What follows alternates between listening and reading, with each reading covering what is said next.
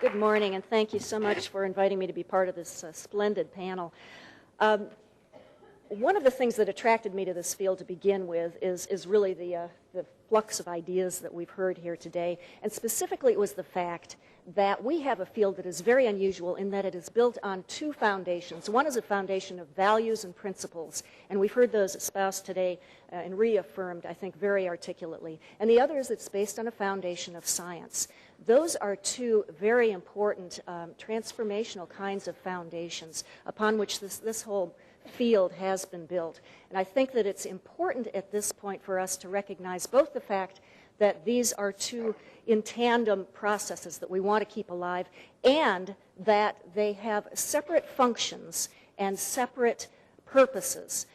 As we mature as a field, as we develop, it's going to be important to recognize the boundaries between our values and the science, the need for both of them to move together, but also that they have different sets of purposes. I've been recently rereading the work of a philosopher, Bertrand Russell, 20th century philosopher, who wrote volumes on the question of ethics and science. His point was that there really are conflicting purposes, different sets of purposes. Science is aimed to examine a fairly narrow set of questions around which one can generate answers about empirical issues. It has a self-correcting function. So it means that we are open to new ideas, open to new inquiry. It's a process that's self-correcting and self-generating in the sense that we continue to learn from it. It's not as though science doesn't have values implicit in it. It certainly does. But the purpose of science is to generate answers to some fairly specific questions. The purpose of the values is to enable us to examine our deeply held convictions and beliefs. And we understand those. These are the truths that we hold to be self-evident. Sometimes, I think, in the past, we have tended to confuse both of those. And it's led us to sometimes get confused and not be able to promote both at the same time.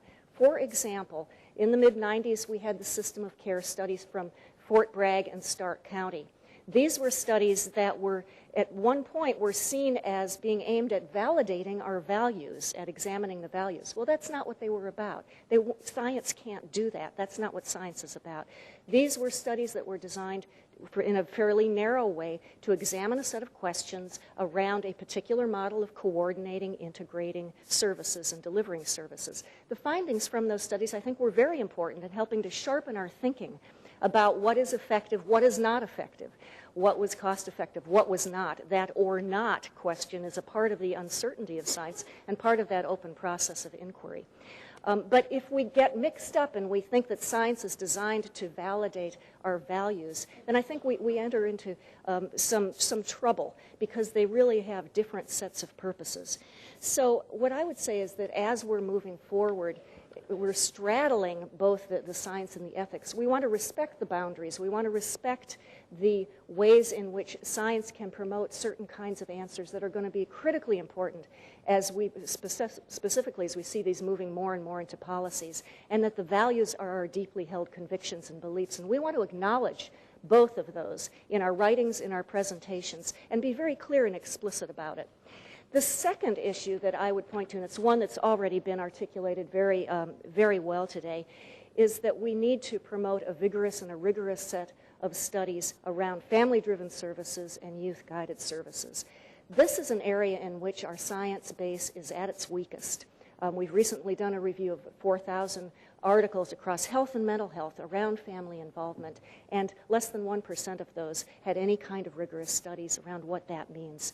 And yet, at the same time, family-driven services, youth-guided services hit at the deepest core values that we as a field have. These are the values that every family member in this audience knows exactly what I'm talking about. So this is an area in which we have both.